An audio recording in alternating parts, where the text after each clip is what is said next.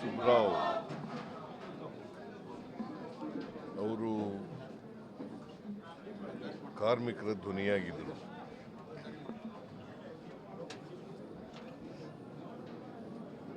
ಅವರು ಭಾಳಷ್ಟು ಕಾರ್ಮಿಕ ಹೋರಾಟಗಳನ್ನು ಮಾಡಿದರು. ನಾನು ಈ ಒಂದು ತಿಂಗಳಿಂದ KSRTC ಕಾರ್ಮಿಕರ ಪರವಾಗಿ ಅವರು ಬಂದಿದ್ದರು, ಜಂಟಿ ಕ್ರಿಯಾ ಸಮಿತಿ ಅಧ್ಯಕ್ಷರಾಗಿ ಬಂದಿದ್ದರು.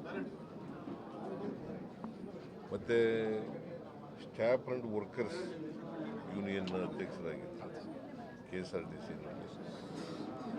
LICನಲ್ಲಿ ಕೆಲಸದಲ್ಲಿದ್ದರು. ಆಮೇಲೆ ರಾಜೀನಾಮೆ ಕೊಟ್ಬಿಟ್ರು ಎಲೆಕ್ಷನ್ ನಿಂತ್ಕೊಂಡಾಗ, BRS ತಗೊಂಡಿದ್ರು. ಸೊ ಒಬ್ಬ ಕಮಿಟ್ಮೆಂಟ್ ಇದ್ದಂಥ CPI ಲೀಡರ್, ಅವರ ಸಾವಿನಿಂದ ಇವತ್ತು ಸಾರ್ವಜನಿಕವಾಗಿ ಭಾಳ ತೊಂದರೆ ಆಗಿದೆ ಅಂತಕ್ಕಂಥ ಮಾತುಗಳನ್ನು, ಅವರ ಸಾವನ್ನ ಇದೆಯಲ್ಲ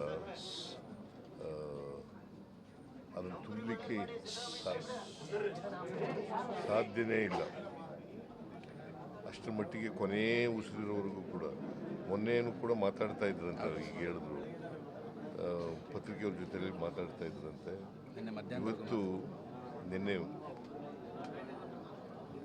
ಇವತ್ತು ಹೋರಾಟ ಇಟ್ಕೊಂಡಿದ್ರು, ಅದಕ್ಕೆ ಮುಂದಕ್ಕೆ ಹಾಕಿರ್ಬೇಕು ಅನ್ನೋ ಕಾಣಿಸುತ್ತೆ, ಮುಂದಕ್ಕೆ ಹಾಕಿರ್ಬೇಕು ಅನ್ನುತ್ತೆ. ಸೊ ಅವರು ನನಗೆ ಭಾಳ ದಿನಗಳಿಂದ ಪರಿಚಯ. ಅವರು ಈ ಕಾರ್ಮಿಕ ಹೋರಾಟದಲ್ಲಿ ನೆಗೋಷಿಯೇಷನ್ ಮಾಡುವಾಗ, ಮಾತಾಡುವಾಗ ಮಾಡ್ತಕ್ಕಂಥದ್ದು. ನಾನು ಸ್ವಲ್ಪ ದಿನ KSRTC ಮಿನಿಸ್ಟರ್ ಆಗಿದ್ದೆ. ಸೊ ಹಾಗಾಗಿ ನಿಕಟವಾದಂಥ ಸಂಬಂಧ ಇತ್ತು. ಅವರು ಸಾವನ್ನ ದುಃಖ ಭರಿಸ್ತಕ್ಕಂಥ ಅವ್ರಿಗೆ ಅವ್ರ ಮಿಸಸ್ಸು ಕೂಡ ಬದುಕಿದ್ದಾರೆ ಪಾಪ. ಅವ್ರಿಗೆ ಎರಡು ಜನ ಹೆಣ್ಮಕ್ಳು, ಒಬ್ಬರು ವಿದೇಶದಲ್ಲಿದ್ದಾರೆ, ಇನ್ನೊಬ್ಬರು ಇಲ್ಲೇ ಇದ್ದಾರೆ.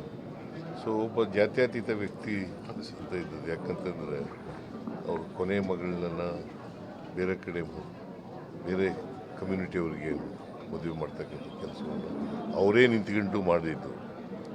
ಸೊ ಅದರಿಂದ ಒಂದು ವ್ಯಾಕ್ಯೂಮ್ ಕ್ರಿಯೇಟ್ ಆಗಿದೆ. ಅದನ್ನು ಭರ್ತಿ ಮಾಡಲಿಕ್ಕೆ ಯಾರಿಂದಲೂ ಕೂಡ ಸಾಧ್ಯ ಇಲ್ಲ ಅಂತೇಳಿ ನನಗೆ ಅನಿಸುತ್ತೆ. ಸೊ ಅಂಥವರು ನಮ್ಮನ್ನಾಗಲಿದ್ದಾರೆ. ಅವರ ಆತ್ಮಕ್ಕೆ ಚಿರಶಾಂತಿ ದೊರಕಲಿ ಅಂತೇಳಿ ನಾನು ಪ್ರಾರ್ಥಿಸ್ತೇನೆ. ಸರ್, ಅವ್ರ ಮಗಳು ಕೂಡ ನಿಮ್ಮ ಹತ್ರ ವಿಶೇಷವಾದಂತಹ ಬೇಡಿಕೆಗಳನ್ನು ಇಟ್ಟರು. ಒಂದು 38 ತಿಂಗಳ ನಾನು ರಾಮಲಿಂಗಾರೆಡ್ಡಿ ಜೊತೆ ಮಾತಾಡ್ತೀನಿ, ಟ್ರಾನ್ಸ್ಪೋರ್ಟ್ ಮಿನಿಸ್ಟರ್ ಜೊತೆ ಮಾತಾಡ್ತೀನಿ.